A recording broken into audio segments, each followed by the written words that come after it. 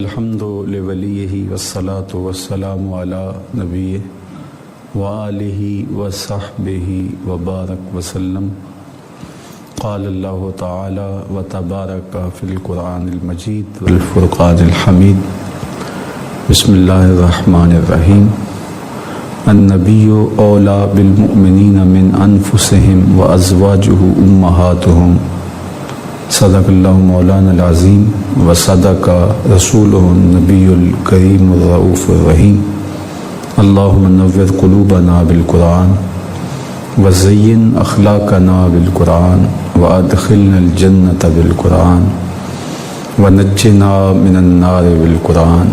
قال اللہ تعالی وتبارک فی شان حبیبہ مخبرا وآمرا ان اللہ وملائکتہ یصلون علی النبی یا ایہا الذین آمنوا صلوا علیہ وسلموا تسلیما.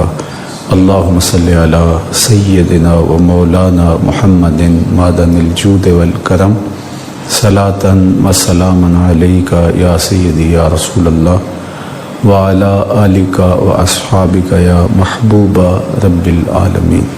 تمام حمد و ثنا تعریف و توصیف اللہ جل مجدہ الکریم کی ذات بابرکات کے لیے جو خالق کائنات بھی ہے اور مالک ششہات بھی.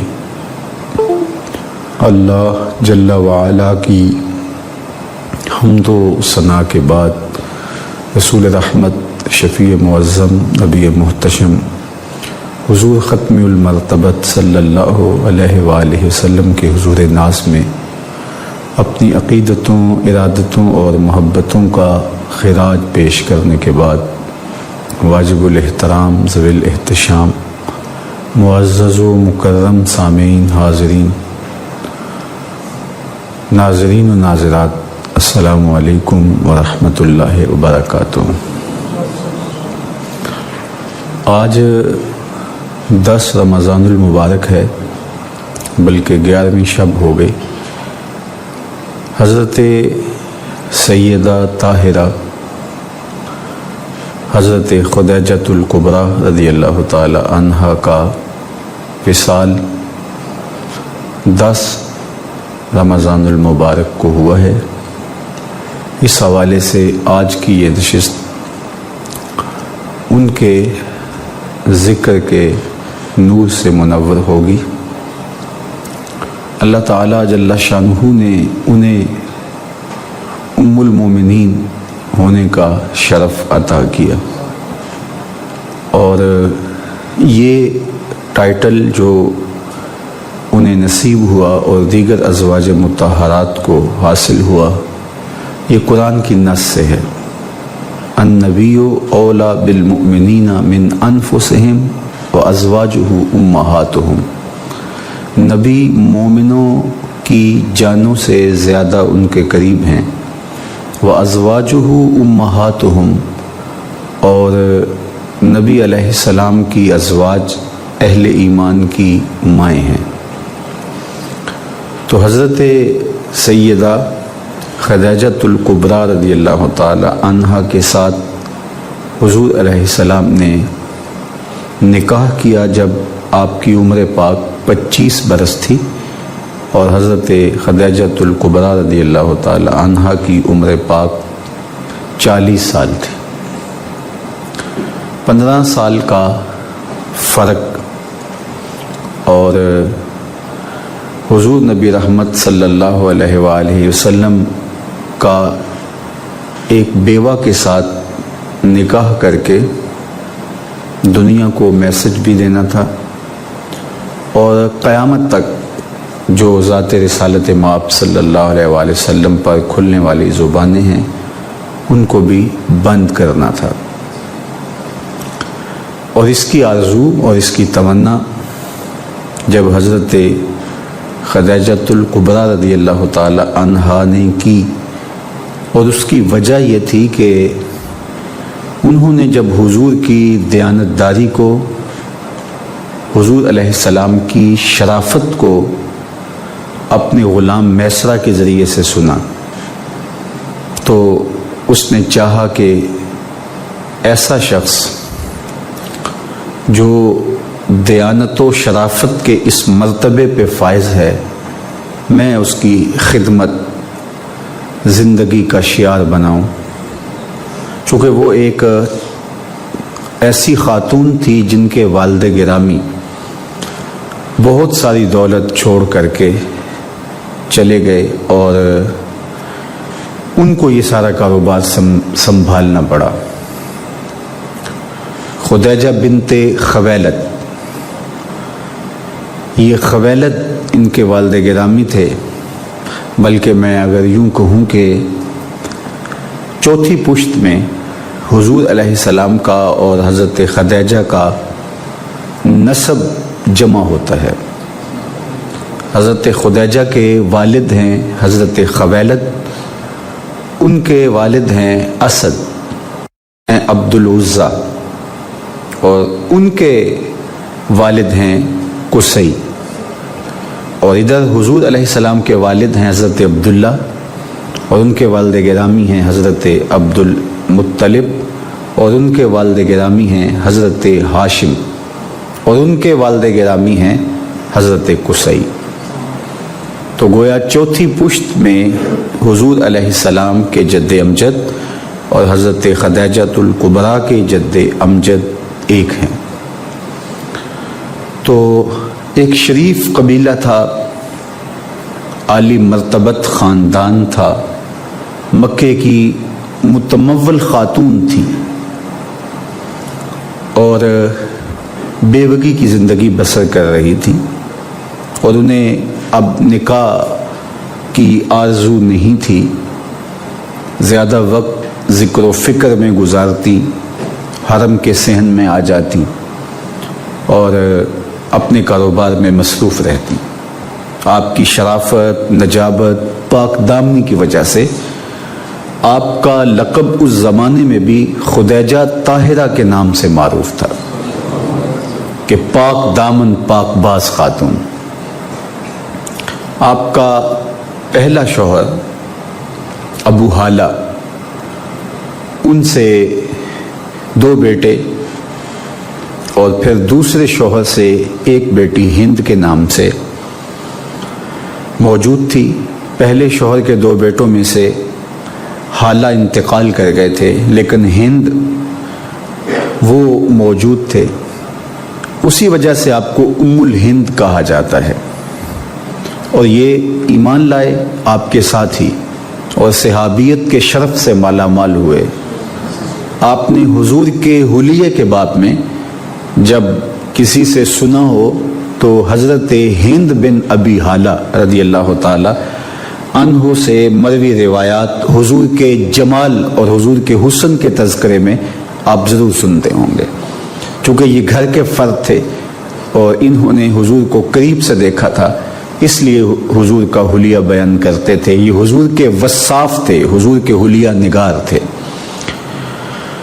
تو نفیسہ نامی ایک خاتون کے ذریعے سے انہوں نے حضور علیہ السلام کو پیغام نکاح بھیجا۔ جب میسرہ نے بتایا سفر شام میں حضور علیہ السلام کی عادات کریمہ کا، حضور کی شرافت و نجابت، حضور کی دیانتداری، معاملہ فہمی، تو یہ کہنے لگی کہ میں اگرچہ بڑے بڑے قریش کے سرداروں کا پیغام نکاح آیا ہے، میں نے مسترد کر دیا، میری یہ آرزو نہیں ہے کہ اب نکاح کی بندھن میں بندھوں، لیکن میں اس شخص کی نوکری کروں گی۔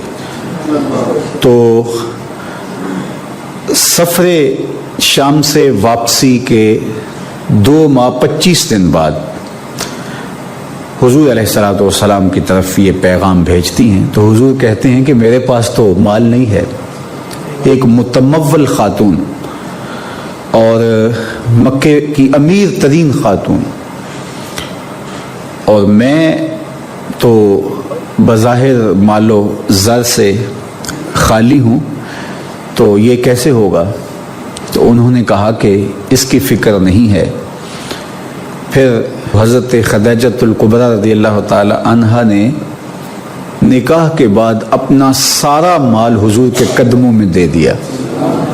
عمومی طور پہ یہی ہوتا ہے کہ جب نکاح ہوتا ہے تو شوہر بیوی کو مال دیتا ہے، زیور پہناتا ہے، تحائف دیتا ہے، لیکن حجلہ عروسی میں یہ تاریخ پہلی بار رقم ہوئی کہ بیوی نے سارا مال حضور کے قدموں پہ نچھاور کیا، تو آقا کریم علیہ الصلوۃ والسلام نے تقویت دین کے لیے وہ سارا مال خرچ کیا۔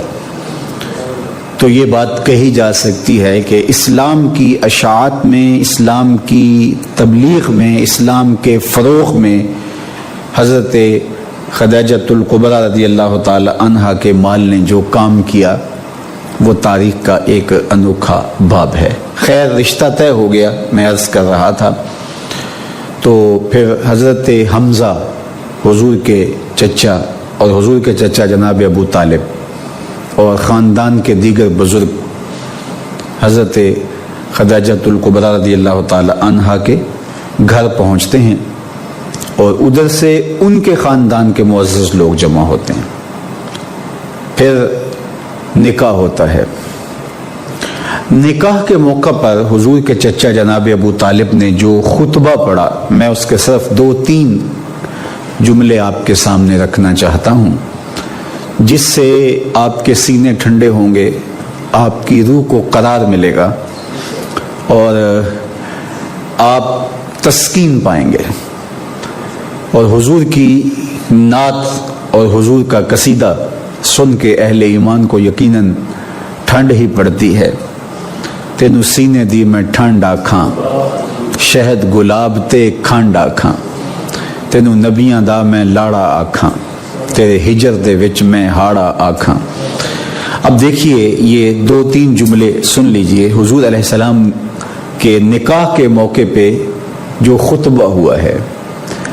یار وہ جب کسی کا نکاح ہوتا ہے تو بچے جوان ہوتے ہیں بعد میں، تو انہیں شوق ہوتا ہے کہ ہم ذرا ابو کے نکاح کی تقریب دیکھیں، ماں کے نکاح کی تقریب دیکھیں، تو وہ ویڈیو کے ذریعے سے جو چیزیں محفوظ ہوتی ہیں وہ ان کو دکھائی جاتی ہیں، تو بچے کتنے خوش ہو رہے ہوتے ہیں کہ یہ نکاح ہے میری ماں کا اور یہ نکاح ہے میرے باپ کا، اور یہ تقریب کی جھلکیاں ہیں۔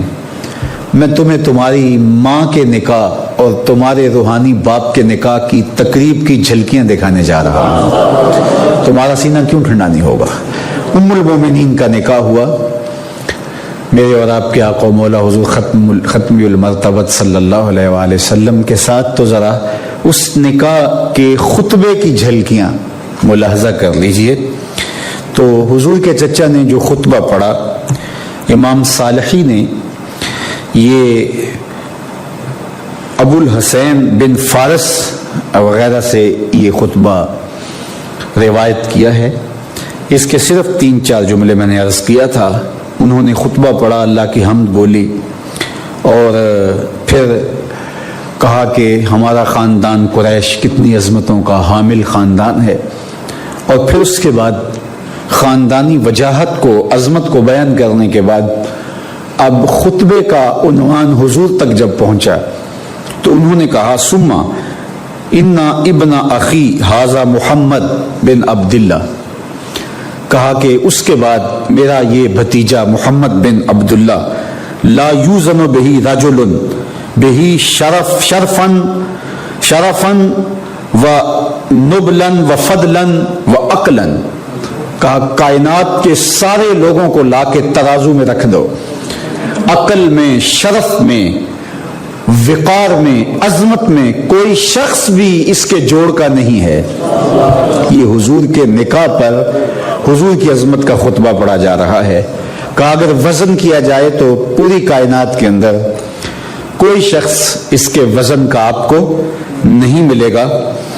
وَإِنْ كَانَ فِي الْمَالِ قِلَةٌ، اگرچہ مال ان کے پاس نہیں ہے، لیکن فَإِنَّ الْمَالَ ظِلٌّ زَائِلٌ وَأَمْرٌ حَائِلٌ، اس لیے کہ مال تو ایک ڈھلتا ہوا سایہ ہے اور ایک ختم ہو جانے والی چیز ہے، اور نہ رہنے والا ایک سرمایہ ہے جو بالآخر ختم ہو جاتا ہے، لیکن انسان کا شرف، انسان کی عظمتیں دم نہیں توڑتی، انسان کی اقدار دم نہیں توڑتی۔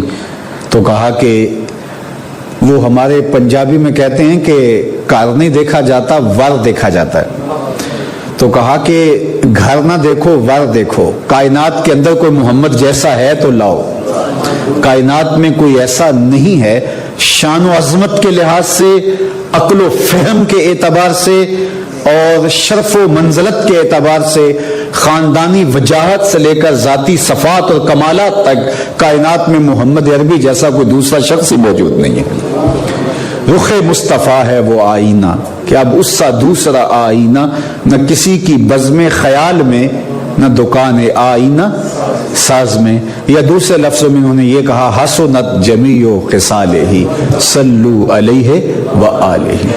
تو یہ حضور علیہ السلام کے نکاح کی کیفیت تھی، اور یہ خطبہ اس وقت پڑھا گیا جب حضور نے اعلان نبوت نہیں کیا، بلکہ اسی میں خطبے میں آگے چل کے انہوں نے کہا کہ یہ صورتحال تو یہ ہے کہ اب ان کے پاس مال و زر نہیں ہے، اور لیکن عقل و شرف، فہم و ادراک اور خاندانی وجاہت سے لے کر کے ذاتی اوصاف میں ان کا کوئی ثانی نہیں ہے، لیکن ایک وقت آنے والا ہے کہ تم دیکھو گے۔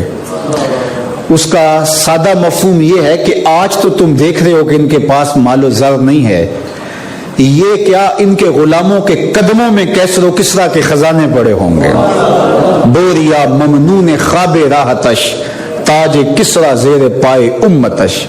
اقبال نے کہا خود تو بوریے پہ لیٹتے رہے، لیکن کیسر و کسرا کے تاج امت کے قدموں تلے ڈال گئے۔ شش جہت روشن زیتاب روئے تو، ترکو تاجی کو عرب ہندوئے تو، گرد تو گردد حریم کائنات، از تو خواہم یک نگاہ التفات۔ تو حضور کی عظمتیں، حضور کی رفعتیں اس موقع پہ بیان کی، اور کہا کہ شرف و عظمت میں ان کا کوئی ثانی نہیں ہے۔ تو حضور علیہ السلام کا حضرت خدیجہ الکبریٰ رضی اللہ تعالی عنہا سے نکاح ہوا۔ اور یہ بات ذہن میں رکھیں کہ متمول ہونے کے باوجود، ملکہ عرب ہونے کے باوجود، حضرت خدیجہ الکبریٰ رضی اللہ تعالی عنہا نے حضور کی ذاتی طور پہ خدمت کی، اور جس طرح سے حضور کی خدمت کی، میرے رب کو وہ انداز اتنا پسند آیا کہ حضور غار حرا پہ تھے، اور دن زیادہ گزر گئے، حضور واپس نہیں آئے۔ تو حضرت خدیجہ الکبریٰ رضی اللہ تعالی عنہا نے، ام المومنین نے، کوئی کھانا تیار کیا اور برتن میں اس کو رکھا اور سر پہ رکھا، اور اپنے گھر سے چل کے 2.25 کلومیٹر کا فاصلہ ہے جبل فاراں کا، وہاں تک پہنچی، اور پھر اس سامان کو اٹھا کر کے غار حرا کی طرف سفر کیا۔ تو جبریل حاضر خدمت ہوئے اور کہا محبوب، آپ کی زوجہ آ رہی ہیں، اور ان کے پاس جو برتن ہے اس میں کچھ کھانے کی چیزیں ہیں، آپ کے لیے کچھ تیار کر کے لائی ہیں، تو میں رب کا سندیشہ لے کر آیا ہوں، رب کا پیغام لے کر آیا ہوں کہ جب آپ کی زوجہ آپ کے پاس پہنچے تو رب کا سلام کہہ دینا۔ اور پھر حضرت جبریل نے عرض کی یا رسول اللہ میرا سلام بھی کہہ دینا۔ اور جب حضرت خدیجہ الکبریٰ پہنچی تو حضور نے کہا کہ تمہیں رب سلام کہتا ہے اور جبریل بھی سلام کہتے ہیں۔ تو کہا کہ وہ تو سلام ہے، خود سلام ہے، اور جبریل کو بھی سلام ہو، اور حضور آپ پر بھی سلامتیاں نازل ہوں اور اللہ کی رحمتوں کا نزول ہو۔ تو اللہ کی رحمات کا نزول ہوتا ہے، اور میرا رب رب ہو کے سلام کہتا ہے آپ کو، اس لیے کہ آپ کی ادائیں اللہ کو پسند ہیں۔ حضور جس طرح سے آپ سے محبت کرتے تھے، جس طرح آپ سے پیار کرتے تھے، اور جس طرح وہ حضور کی ڈھارس بندھاتی تھی، حضور کے لیے ان کے دل میں جو جذبات تھے، جب پہلی وحی کا نزول ہوا تو یہ موقع ظاہر پہلا تجربہ تھا، ایک مشکل صورتحال تھی۔ تو آقا کریم جب گھر آئے تو حضور کے بدن کو سردی کا احساس تھا، تو کہا زملونی زملونی، مجھے چادر دو۔ تو انہوں نے حضور کو چادر اوڑھا دی، اور حضور نے کہا کہ میرے ساتھ یہ واقعہ ہوا ہے، تو اس وقت حضرت خدیجہ الکبریٰ رضی اللہ تعالی عنہا نے کیا کہا، وہ لفظ سن لیجئے، اور یہ تاریخ ساز لفظ ہیں، اور پھر حضور کی سیرت کی یہ گواہی کتنی دل آویز ہے، اور پھر گواہی بھی گھر کی خاتون دے رہی ہو۔ وہ کہتے ہیں سارا زمانہ مان لے بیوی نہیں مانتی۔ وہ بات تو آپ نے سنی ہے کہ کوئی شخص تھا بڑا کامل، تو سارے لوگ اسے مانتے تھے لیکن بیوی معترض رہتی تھی، تو اس نے ایک دن سوچا ذرا اس کو بھی دکھاؤں کہ میں کیا ہوں، تو وہ پرواز کرتا ہوا گھر کے اوپر سے 2-3 چکر کاٹ کے کہیں اترا، اور پھر واپس گھر آیا تو بیوی نے یہ منظر دیکھا تھا، تو کہنے لگی تو اتنا بڑا بنا پھرتا ہے، اللہ کا ولی تو میں نے آج دیکھا ہے۔ وہ فضاؤں میں پرواز کر رہا تھا، تو اس نے ہنس کے کہا وہ میں ہی تو تھا۔ کہا اچھا اسی لیے ٹیڑے ٹیڑے اڑ رہے تھے۔ تو کہتے ہیں سارے مان جائیں تو گھر والی نہیں مانتی، لیکن میں آپ کو جو بتانے لگا ہوں یہ گواہی گھر والی کی ہے۔ کائنات کے اندر آپ کو اتنی خوبصورت گواہی کہیں نہیں ملے گی جو حضور کی گواہی حضور کی زوجہ محترمہ نے دی، اور سب سے پہلے حضور پر ایمان لانے والی بھی حضور کی بیوی تھی، حضور کی زوجہ محترمہ تھی۔ تو جب حضور نے کہا کہ میرے ساتھ یہ معاملہ ہوا، تو ان کے لفظ سنیے جو کتب حدیث میں موجود ہیں، تاریخ کی ساری کتابوں میں ہے۔ انہوں نے کہا کلا واللہ لا یخزیک اللہ ابدا انک لتصل الرحم وتحمل الکلہ وتکسب المعدوم وتقری الضیف وتعین علی نوائب الحق۔ 5 چیزیں کہیں۔ پہلے کہا کہ اللہ کی قسم اٹھا کہتی ہوں آپ کو کچھ نہیں ہوگا، آپ پریشان نہیں ہوں، اس لیے کہ آپ کے اندر 5 وصف ہیں، اور یہ وصف جس شخص کے اندر ہوں رحمتیں اس کی صاحباں بن کے رہتی ہیں، اس کو کچھ نہیں ہوتا۔ وہ 5 وصف کون سے ہیں؟ سب سے پہلا وصف آپ نے فرمایا کہ انک لتصل الرحم، آپ صلہ رحمی کرتے ہیں، رشتہ داروں کے ساتھ، قریبیوں کے ساتھ آپ کا رویہ بہت خوبصورت ہے، ان کی ڈھارس بندھاتے ہیں، ان کی ضرورت کے وقت کام آتے ہیں، ان کی مدد کرتے ہیں۔ انک لتصل الرحم وتحمل الکلہ، اور جس کا کوئی بوجھ اٹھانے والا نہیں اس کا بوجھ آپ اٹھاتے ہیں۔ اور تیسری بات وتکسب المعدوم، اور جن کا کوئی کمائی کرنے والا نہیں ہے ان کی ضرورتوں کو آپ پورا کرتے ہیں، لاچاروں کے مددگار ہیں۔ وتقری الضیف، اور آپ لوگوں کے ساتھ جو مہمان بن کے آئیں آپ کے پاس ان کی صحیح دل سے اور اچھے طرح سے مہمان نوازی کرتے ہیں۔ اور 5ویں چیز فرمائی کہ وَتُعِينُ عَلَى نَوَائِبِ الْحَقِّ، اور راہ حق کے اندر جو لوگ مشکل میں مبتلا ہو جائیں آپ ان کے ساتھ کھڑے ہوتے ہیں، ان کی مدد کرتے ہیں، ان کی نصرت کے لیے آپ کھڑے ہوتے ہیں، اپنی جان کی پرواہ کیے بغیر آپ ان کے ساتھ کھڑے ہو جاتے ہیں۔ تو جس شخص کے اندر یہ وصف ہوں، یہ خوبیاں ہوں، یہ کمال ہوں، تو وہ کبھی پریشان نہیں ہو سکتا۔ یہ اس مشکل وقت پر آپ کی تسلی تھی، آپ کی تشفی تھی۔ عمومی طور پہ جب شوہر ہی گھبرا جائے، گھر کا سربراہ ہی گھبرا جائے، تو خواتین تو پہلے گھبرا جاتی ہیں، لیکن یہ کیسی خاتون تھی کہ حضور علیہ السلام کے دل میں ایک کیفیت پیدا ہوتی ہے، تو یہ اس مشکل وقت میں حضور علیہ السلام کو تسلی دیتی ہیں، تشفی دیتی ہیں، اور محبت بھرے کلمات ادا کرتے ہوئے حضور علیہ السلام کی خوبصورت زندگی کا نقشہ حضور کے سامنے رکھتی ہیں،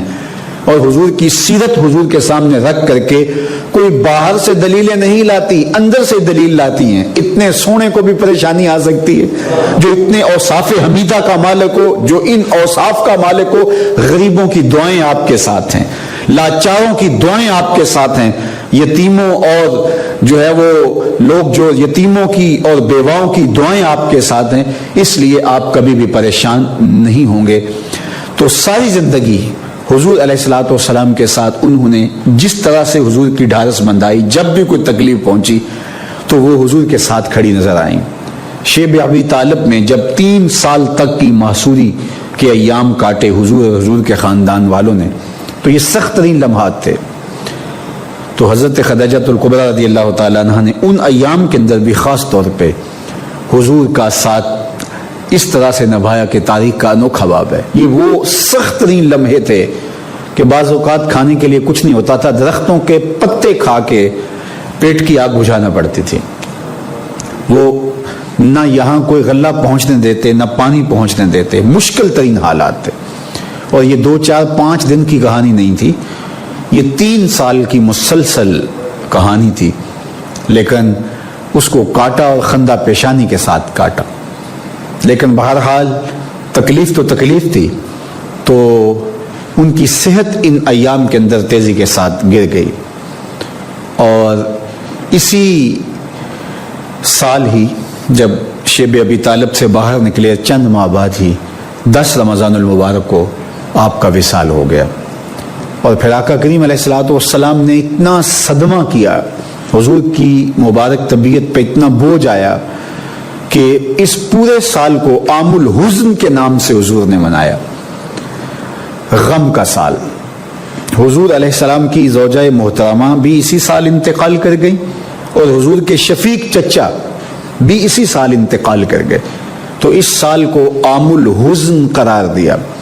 پہلے تو دکھ پہنچتے تھے، تکلیفیں آتی تھیں، تو چچا ساتھ کھڑے ہو جاتے تھے، یا ابن اخی کل ما اجبتا، اے میرے بھائی کے بیٹے جو تیرے من میں آتا ہے کرو، میں تمہارے ساتھ ہوں۔ اور ادھر گھر آتے تو ان کی تسلی اور ان کی تشفی اور تسکین بھرے جملے غم غلط کر دیتے۔ اب یہ دونوں جدا ہو گئے، تو حضور نے اس سال کا نام عام الحزن، غم کا، تکلیفوں اور اذیتوں کا سال رکھا۔ اور اس کے بعد پھر آقا کریم علیہ الصلوۃ والسلام نے حضرت سودا سے نکاح کیا۔ جب تک حضرت خدیجہ الکبریٰ موجود رہی، حضور نے دوسرا نکاح نہیں فرمایا۔ اور کبھی ایسا نہیں ہوا تھا کہ حضور ان کا ذکر نہ کریں۔ ام المومنین حضرت سیدہ عائشہ رضی اللہ تعالی عنہا ان کے وصال کے 3 سال بعد حضور کے حجلہ نکاح میں آتی ہیں، تو فرماتی ہیں میں نے تو ان کو دیکھا بھی نہیں تھا، لیکن کبھی کسی خاتون پر، حضور کی کسی زوجہ پر، حتیٰ کہ وہ ازواج بھی جو میرے ساتھ ہوتی، مجھے ان پر بھی کبھی رشک نہیں آیا تھا سوائے حضرت خدیجہ الکبریٰ کے۔ حضور کثرت کے ساتھ ان کا ذکر کرتے، اور جانور لاتے، ذبح کرتے، اور گوشت کے ٹکڑے حضرت خدیجہ الکبریٰ رضی اللہ تعالی عنہا کی سہیلیوں کے گھروں میں بیچتے۔ کبھی کوئی تحفہ آتا تو حضور اس کا ایک حصہ ان کی سہیلیوں کے لیے جو ہے وہ مختص کر دیتے، ان کو بھجوا دیتے، یہ فلاں کو دے آؤ، یہ فلاں کو دے آؤ۔ تو کہتے ہیں کثرت سے ذکر کرتے۔ تو ایک دن میں نے کہا، میرا ان سے جو رشتہ تھا، میں نے کہا حضور آپ تو ان کا ایسے ذکر کرتے ہیں جس طرح کائنات میں کوئی اور عورت تھی ہی نہیں۔ تو میرے اور آپ کے آقا و مولا نے فرمایا ہاں وہ ہی تھی، وہ ہی تھی۔ جب پورے مکے نے میرا انکار کیا، اس نے میرا اقرار کیا۔ جب پورے لوگ میرے مخالف ہو گئے، پتھر لے کر آ گئے، اور وہ میرے ساتھ کھڑی ہو گئی، چٹان بن کے کھڑے ہو گئے، اپنا مال میرے قدموں میں نچھاور کر دیا، اور جس طرح محبت پیش کی، یہ کائنات کا انوکھا باب ہے۔ تو فرمایا کہ میں نے پھر ان کے بارے میں کبھی بات نہیں کی ہے۔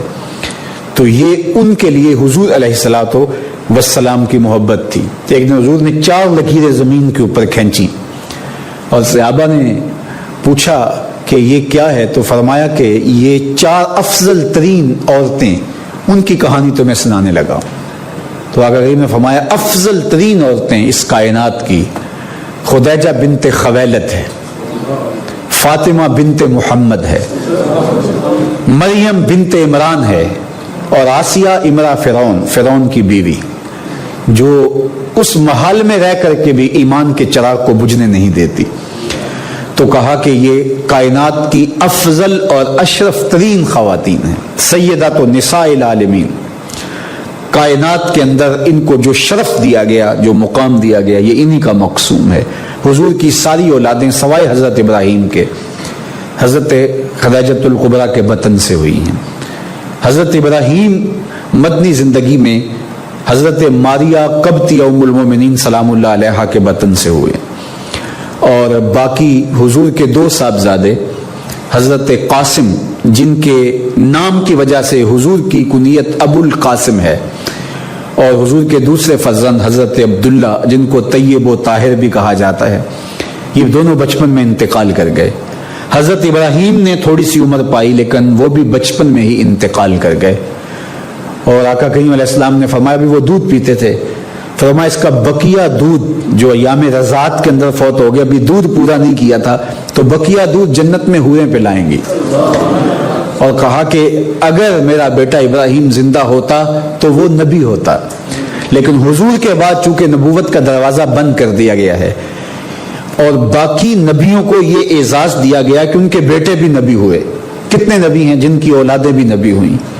بلکہ حضرت ابراہیم علیہ السلام کی خوش قسمتی دیکھیے، ایک بیٹا اسماعیل کعبۃ اللہ کا امام ہے اور سر پہ نبوت کا تاج سجا ہے، اور دوسرا بیٹا اسحاق مسجد اقصی کا امام ہے اور سر پہ نبوت کا تاج سجا ہے. اسماعیل کی اولاد سے حضور آتے ہیں اور حضرت اسحاق کی اولاد سے نبیوں کا سلسلہ تو ذہب ہے.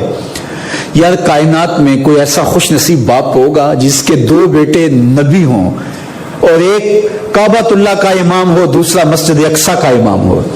آپ کے پاس تیز رفتار سواری تھی تو کبھی آپ مسجد اقصی میں آتے اور الخلیلیہ میں جو ہے وہ آپ رہائش رکھتے، اور کبھی آپ مکہ المکرمہ میں آتے اور مسفلہ میں آپ کی رہائش ہوتی. یہ حضرت ابراہیم یہاں رہائش رکھتے تھے جب بھی مکہ المکرمہ میں آتے، تو کبھی ادھر جاتے اور کبھی ادھر جاتے.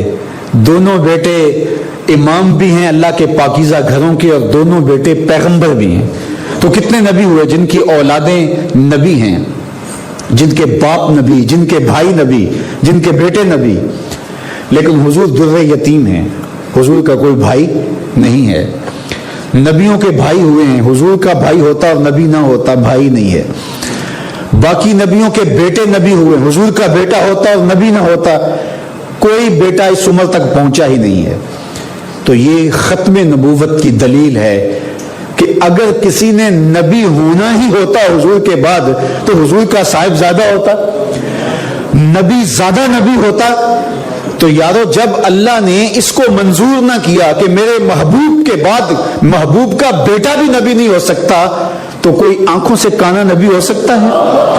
تو جب رسول اللہ کا فرزند بھی نبی نہیں ہے، شہزادہ رسول بھی نبی نہیں ہوا، اور اللہ نے ان کو بھی اٹھا لیا، آقا کریم علیہ الصلوۃ والسلام کی آنکھوں کی ٹھنڈک، دل کا قرار اور روح کا چین.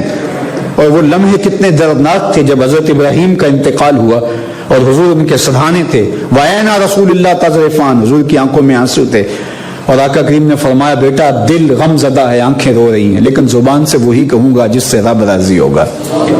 تو حضور کے بعد نبوت کا دروازہ بند کر دیا گیا. پس خدا بر ما شریعت ختم کر، بر رسول ما رسالت ختم کر.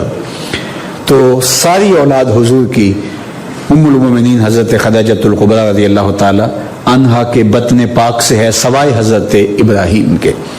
تو حضور کثرت سے ان کا ذکر کرتے، ان کی گفتگو کرتے، اور ان کے لیے محبت کے جو بے پناہ جذبات اور سینے کے اندر جو ایک محبت کا جہاں آباد تھا وہ زمانے نے دیکھا. تو اللہ تعالیٰ جل شانہ نے حضرت سیدہ پاک سلام اللہ کو وہ شان، وہ عظمت، وہ رفعت اور وہ مرتبہ و مقام دیا جو انہی کا مقسوم ہے، انہی کی خاص شانیں ہیں اور انہی کا رتبہ عالیہ ہے. اور وہ خواتین کی، جنتی خواتین کی سردار ہیں، عزتوں کے ظرف پر ہیں، اور وہ شان حضور کے صدقے ملی. بلکہ ہر زوجہ محترمہ کو ام المومنین کا شرف نصیب ہوا حضور کے دم سے. اور میرے رب نے کہا یا نساء النبی لستن کاحد من النساء، اے نبی کی بیوی ہو تم عام عورتوں کی طرح نہیں ہو. تم جب محمد عربی کے لڑ لگ گئی ہو، ان سے تمہارا رشتہ ازدواج قائم ہو گیا ہے، تو تم عام عورتوں کی طرح نہیں ہو. یار جب حضور سے رشتہ ازدواج قائم ہونے سے ازواج مطہرات عام عورتوں کی طرح نہیں ہو سکتی ہیں، تو پھر امام الانبیاء کی شان کا عالم کیا ہوگا، ان کی رفتوں کا عالم کیا ہوگا. ان سے نسبت عزت کی اس مسند پہ بٹھاتی ہے کہ جو انہی کی نسبت کا مقسوم ہے. تو کہا کہ تم عام عورتوں کی طرح نہیں ہو، اور اہل ایمان کو حکم دیتے ہوئے کہا النبی اولی بالمؤمنین من انفسہم وازواجہم امہاتہم، نبی مومنوں کی جانوں سے زیادہ قریب ہیں اور نبی علیہ السلام کی ازواج مومنوں کی مائیں لگتی ہے۔ تو آج 10 رمضان المبارک کو ام المومنین حضرت خدیجہ الکبریٰ رضی اللہ تعالی عنہا کا تذکرہ کر کے ہم اپنے قلب کی تسکین اور باطن کے قرار کا ساماں کرتے ہیں۔ یقیناً اولادوں کو ماؤں کے تذکرے خوشی دیتے ہیں اور سرشاریوں کا سبب اور ذریعہ ہوتے ہیں۔ نبی علیہ السلام ہمارے روحانی باپ ہیں۔ آقا کریم علیہ السلام نے ارشاد فرمایا انما انا لکم مثل الوالد، میں تمہارے لیے باپ کی جگہ پر ہوں۔ نسبی باپ کی نفی کر دی تھی، ما کان محمد ابا احد من رجالکم ولکن رسول اللہ وخاتم النبیین، کہ تم مردوں میں سے کسی کے باپ نہیں ہے، یہاں نسبی باپ کی نفی ہے۔ لیکن روحانی باپ تو حضور ہمارے ہیں، تبھی تو حضور کی ازواج ہماری مائیں قرار پائیں۔ تو لیکن اس آیت کریمہ میں ذرا تھوڑا سا غور کر لیجئے، یہ نہیں کہا کہ نبی تمہارے باپ ہیں اور نبی کی ازواج تمہاری مائیں ہیں۔ جب نبی علیہ السلام کی ازواج ہماری مائیں لگیں تو لا محالہ طور پہ نبی ہمارے باپ لگے نا۔ اور حضور نے دوسرے مقام پہ فرمایا بھی انما انا لکم مثل الوالد، میں تمہارے لیے باپ کی جگہ پہ ہوں۔ تو یہاں ازواج مطہرات جو مومنین کی مائیں ہیں وہ روحانی مائیں ہیں، تو وہ روحانی مائیں ہیں تو پھر نبی بھی روحانی باپ ہوا نا۔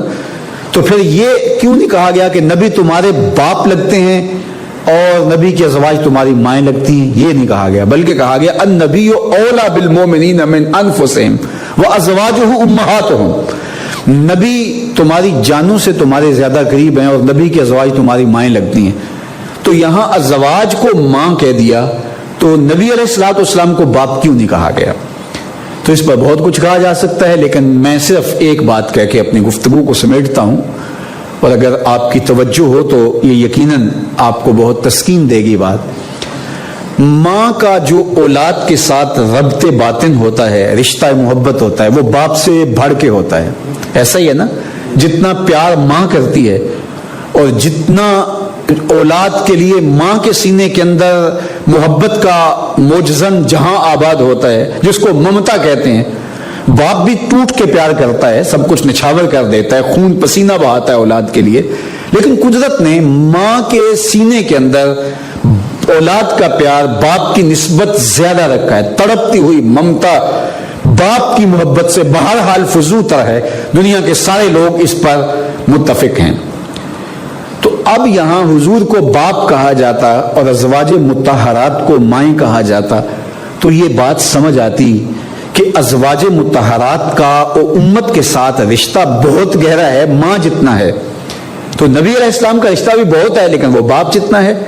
لیکن ایسا نہیں کہا نبی کا امت کے ساتھ پیار دیکھ کر کے ازواج مطہرات کا جو رشتہ امت کے ساتھ پیدا ہو گیا وہ ماں جیسا ہے، تو پھر نبی کا کیسا ہوگا؟ تو یہاں باپ کا نہیں کہا، بلکہ کہا النبی اولی بالمؤمنین، بلکہ جو ازواج مطہرات ہیں وہ تو ماں کی جگہ پہ آ گئی۔ تو نبی باپ کی جگہ تو ہے ہی ہے، لیکن نبی کے امت کے ساتھ پیار کو دیکھ کر ماں جتنا پیار تو ازواج مطہرات تم سے کرتی ہیں، رہا نبی تو کہا باپ کیا اولی بالمؤمنین من انفسہم، وہ اپنی جانوں سے خود اتنے قریب نہیں ہے جتنا نبی ان کے قریب ہے، یعنی جانوں سے بھی زیادہ قریب ہے، باپ سے بھی کہیں بڑھ کر نبی کا رشتہ ہے امت کے ساتھ۔ اس لیے میرے اور آپ کے آقا و مولا نے فرمایا کہ تم میں سے اگر کوئی شخص فوت ہو جائے تو وہ وراثت چھوڑے تو وہ اس کی اولاد کی ہے، لیکن اگر فوت ہو جائے، اپنے صحابہ کو فرمایا اس کے اوپر قرضہ ہو اور وہ نہ دے سکے تو فرمایا وہ میرے اوپر ہے، میں دوں گا۔ اس لیے کہ جو ہے النبی اولی بالمؤمنین من انفسہم، مومنوں کی جانوں سے زیادہ قریب ہے۔ تو یار جب نبی علیہ السلام امت کو اتنا پیار دیتے ہیں کہ اہل ایمان کی جانوں، اولا بمانا اقرب، زیادہ قریب، جب اہل ایمان کو نبی علیہ السلام اتنی محبت دیتے ہیں کہ جانوں سے زیادہ اہل ایمان کے حضور قریب ہیں، تو پھر ہمیں اس کے تقاضے کو سمجھنا چاہیے، اور یقیناً یہ امت اس کے تقاضوں کو سمجھتی ہے۔ دنیا کے اوپر کتنی امتیں آئیں، کتنی قومیں آئیں، کتنے بڑے بڑے لیڈر ہوئے، ان کے ماننے والے ان کے لیے جو محبت کے جذبات رکھتے ہیں بڑے مثالی ہوں گے، لیکن صدیاں بیت گئیں، کائنات کے اندر حضور کے لیے جو امت کے سینے میں پیار ہے کائنات میں ایسا کسی نے کسی کا دیکھا ہی نہیں ہے۔ حافظ شیرازی نے کہا تھا اپنے محبوب سے کہ زمانے میں جتنا پیار میں کرتا ہوں تیرے سے اتنا کوئی نہیں کرتا۔ اپنے محبوب سے کہتے ہیں کہ جتنی محبت میں تم سے کرتا ہوں اتنی کوئی نہیں کرتا، اور اس کے بعد کہتا ہے اس لیے کہ تیرے جیسا زمانے میں سونا بھی تو کوئی نہیں ہے، کیونکہ جو عشق اور محبت کی گرمی ہوتی ہے وہ حسن کی فراوانی کی وجہ سے ہوتی ہے۔ جتنا حسن فزوں تر ہو اتنی ہی آتش عشق میں حرارت اور گرمی پیدا ہوتی ہے۔ تو کائنات کے اندر اگر بلال جیسا عاشق نہیں تو محمد جیسا سونا بھی تو کوئی نہیں ہے، ابو بکر و عمر جیسا عاشق نہیں ہے تو محمد عربی جیسا سونا بھی تو کوئی نہیں ہے۔ اور پھر کائنات میں جتنا پیار حضور نے اپنے غلاموں کو دیا ہے، جتنی محبت حضور نے اپنے غلاموں کو دی ہے، ساری ساری رات قیام کرتے ہیں اور امت کی بخشش کی دعائیں مانگتے ہیں، غار سجدہ کے نوکیلے پتھروں پہ پیشانی رکھ کے امت کے لیے روتے ہیں اور ان کی مغفرت کی دعائیں مانگتے ہیں۔ اس دنیا پہ آئے تو امت کے لیے، رہے تو امت کے لیے دعائیں، اور اس دنیا سے گئے تو حضور نے فرمایا انا فرطکم علی الحوض، میں اس لیے جا رہا ہوں کہ میں حوض کوثر پر تمہارا فرط بن کے جا رہا ہوں۔ اس لفظ سے ہم آشنا ہیں، جب کسی کا جنازہ پڑھتے ہیں تو وہاں ایک لفظ بولتے ہیں، جب بچہ ہو، چھوٹا بچہ ہو یا بچی ہو تو اس کا جنازہ پڑھتے ہوئے کہتے ہیں اللہم اجعلہ لنا فرطا، اے اللہ اس کو ہمارے لیے فرط بنا دے۔ تو فرط کیا ہے؟ قافلے کے اندر جو لوگ آگے آگے چلے اور قافلے کے پہنچنے سے پہلے جہاں قافلے نے پڑاؤ کرنا ہو، رکنا ہو، اس جگہ کو صاف کر کے ماحول اچھا بنا دیں کہ آنے والے قافلے کو کوئی تکلیف نہ پہنچے، تو ان افراد کو فرط کہا جاتا ہے جو قافلے سے بچھڑ کر پہلے آگے بڑھ کے جا کے ماحول کو صاف ستھرا بنا دیتے ہیں، ان کو فرط کہا جاتا ہے۔ تو میرے حضور نے فرمایا کہ میں پہلے اس لیے جا رہا ہوں کہ وہاں حوض کوثر کے جام بھر بھر کے رکھ دوں گا، میری امت آئے تو ان کو تکلیف نہ پہنچے۔ تو میرے اور آپ کے آقا و مولا ہمارے لیے فرط بن کے جا رہے ہیں، دنیا میں بھی رہے تو برکتوں کی ضمانت رہے، اور آخرت میں بھی گئے تو ہمارے لیے وہاں اللہ سے رحمتیں مانگ رہے ہیں۔ اللہ ہمیں حضور کی وفا کا نور عطا کرے، ہمارے باطن کو ستھرائی دے، پاکیزگی دے، روشنی دے، ہم سب کو اپنی پناہوں کے نور میں رکھے۔ وآخر دعوانا ان الحمدللہ رب العالمین۔ الحمدللہ رب العالمین والصلاة والسلام علی اشرف الانبیاء والمرسلین۔ اللہ اٹھے ہوئے ہاتھ کبھی بھی خالی نہ موڑنا، پھیلی ہوئی جھولیاں ہمیشہ اپنی رحمتوں میں، کرم نوازیوں میں، اپنی خاص عنایتوں سے بھر دینا۔ تو کریم ہے، ہم تیرے عاجز ناتواں کمزور بندے، ہم سب کے حال پہ رحم فرمانا، ہم سب کے باطن ستھرے کر دینا، ہم سب کے خیالوں کو پاکیزگی دینا، سوچوں کو عفت عطا کرنا۔ اللہ ہمارے اندر کے سارے عیب، نقص، کمزوریاں اپنے کرم سے دھو ڈال، ہمارے نامہ اعمال کی سیاہیوں پر عفو و کرم کا قلم پھیر دے، ہمارے باطن ستھرے، پاک اور عفیف فرما دے۔ اللہ میرے وطن کی خیر فرما، اللہ میرے ملک کو امن عطا کر دے، یہاں بیماریوں کو دور فرما دے، پوری دنیا کے اوپر جو وبائیں پھیلی ہیں اپنے کرب سے اللہ اپنے فضل اور کرم سے ان کو بہت جلد دور فرما دے، پوری دنیا کی رونقیں بحال فرما دے۔